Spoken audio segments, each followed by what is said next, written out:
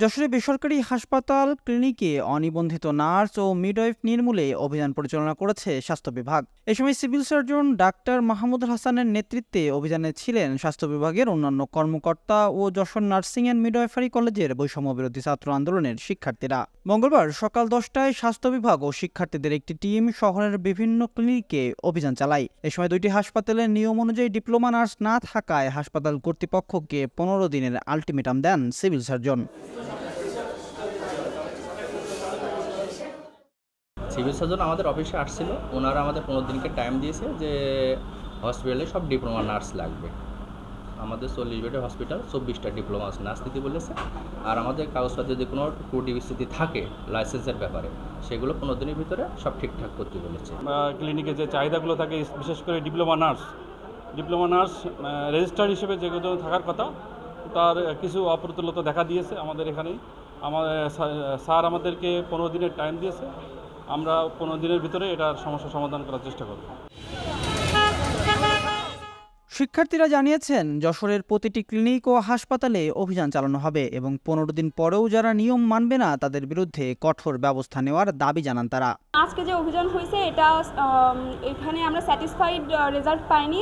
দুইটা ক্লিনিকেই একতাতে একজন দরটানাতে একজনকে পাওয়া গেছে যে রেজিস্টার্ড লাইসেন্সিং পরীক্ষা কিন্তু পাশ করতে পারেনি, এবং এখানে একতাতে আমরা যখন তাদের রেজিস্টার নাম্বারটা, যে লাইসেন্স নাম্বারটা চেক করলাম, কারোটাই ভ্যালিড ছিল না।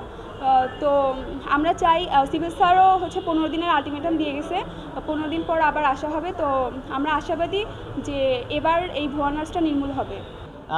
আপনারা ইতিমধ্যে দেখেছেন যে আমরা অলরেডি 2টা হাসপাতালে অভিযান চালানো হয়েছে, আমাদের জর্ডান হাসপাতালে এবং এখানে এই একতা হাসপাতালে।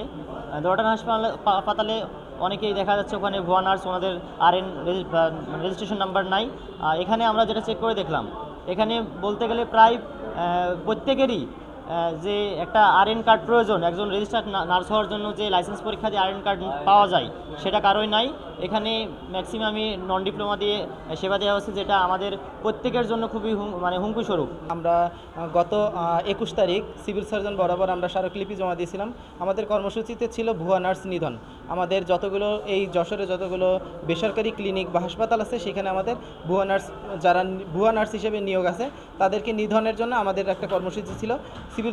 সিভিল সার্জন মহোদয় আমাদেরকে আশ্বস্ত করেছিলেন যে তিনি অভিযান পরিচালনা করবেন। ইতিমধ্যে দেখেছেন সে 2টা ক্লিনিকে অভিযান চালিয়েছে, আমাদের দরাটানা হাসপাতাল এবং একতা হাসপাতাল। দরাটানা হাসপাতালে একজনকে পাওয়া গেছে, 3 জন দায়িত্বে ছিলেন, তাদের ভিতরে একজনকে পাওয়া গেছে যে রেজিস্টার্ড হয় নাই, যে রেজিস্ট্রেশন পরীক্ষায় লাইসেন্স পরীক্ষায় পরীক্ষা দিয়েছিল কিন্তু ফেল করছে, তাকে আবার মেন দায়িত্বে বহাল রাখা হয়েছে।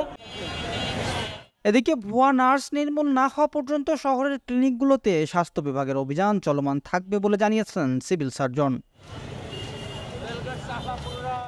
সিভিল সার্জন অফিসের পক্ষ থেকে এবং বৈষম্য বিরোধী ছাত্র আন্দোলনে আমাদের নার্সিং ইনস্টিটিউটের স্টুডেন্টদের সমন্বয়ে আমরা 2টে বেসরকারি ক্লিনিক পরিদর্শন করলাম এবং সেখানে সরকারি বিধি অনুযায়ী 10 বেড হাসপাতালের জন্য যে 6 জন ডিপ্লোমা নার্স থাকার কথা, সেগুলো আমরা যাচাই বাছাই করে দেখলাম।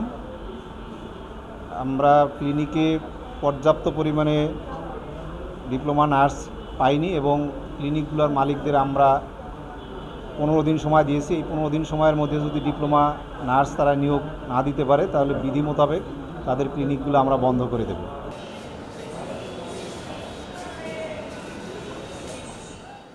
ডেস্ক রিপোর্ট, দৈনিক কল্যাণ।